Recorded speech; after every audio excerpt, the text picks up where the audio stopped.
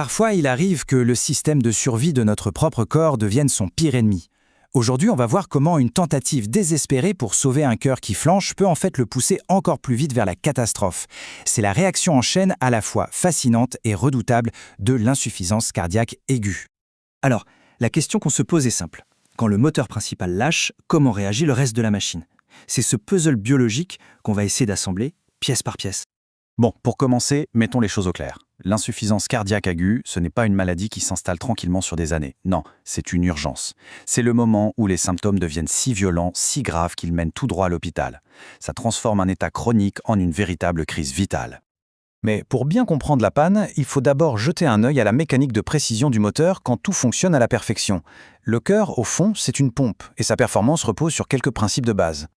Et voici la mesure qui gouverne tout le reste, le débit cardiaque. C'est tout simplement la quantité de sang que le cœur arrive à propulser chaque minute. C'est ça, sa mission ultime, s'assurer que chaque recoin du corps, du cerveau jusqu'au moindre muscle, reçoive son carburant essentiel. Le premier concept clé, c'est la précharge. C'est assez simple en fait. Imaginez que vous remplissez un ballon d'eau. Plus il y a d'eau, plus la paroi en caoutchouc s'étire. Eh bien pour le cœur, c'est exactement ça. La précharge, c'est la tension sur le muscle cardiaque juste avant qu'il ne se contracte. Un bon étirement permet une contraction plus puissante. Ok, donc si la précharge, c'est le remplissage, la post-charge, c'est la résistance à la sortie.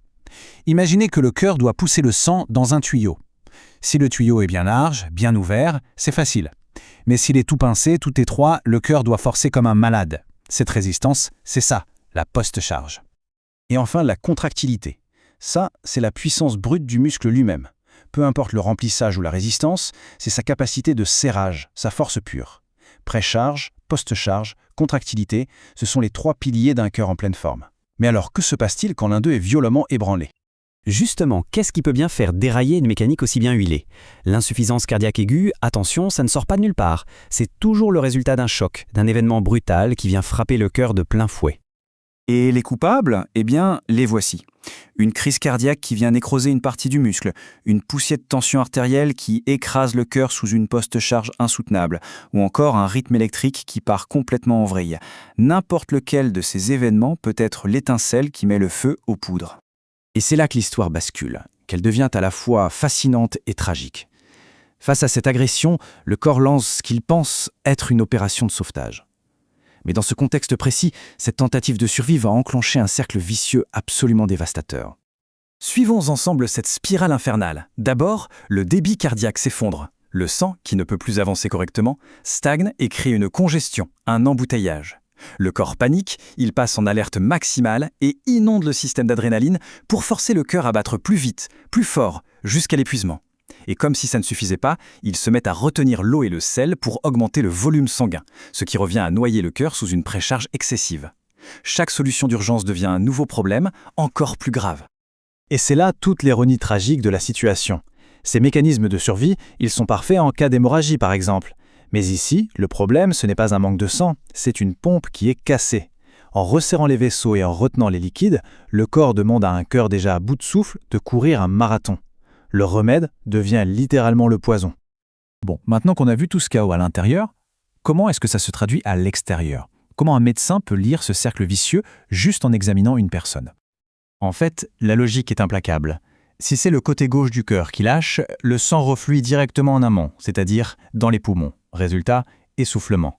Si c'est le côté droit qui cède, alors l'embouteillage se forme avant, dans tout le reste du corps. Et c'est ça qui explique les jambes qui gonflent et le foie qui devient douloureux. L'endroit où apparaissent les symptômes nous dit où se trouve la panne. Évidemment, pour confirmer les soupçons, il faut aller voir à l'intérieur. L'échocardiogramme, c'est comme une caméra qui permet de voir la contractilité en direct. Le test sanguin BNP, lui, mesure le niveau de stress du muscle cardiaque. Et puis la radio ou le CG, ça permet de traquer la cause initiale du chaos, comme un infarctus, et de voir ses conséquences, comme l'accumulation de liquide dans les poumons. Et tout ce qu'on vient de voir, ce cercle vicieux qui s'aggrave de minute en minute, ça nous amène à une idée absolument cruciale, bien résumée ici par le docteur Akila Kara, le time to therapy, le temps jusqu'au traitement. Parce que dans cette course contre la montre, chaque minute où le cycle continue de tourner rapproche la personne de dommages irréversibles. On va donc terminer là-dessus, avec cette question qui résume tout. Comprendre cette cascade, ce n'est pas juste un exercice intellectuel. C'est comprendre pourquoi, dans cette situation, chaque minute compte.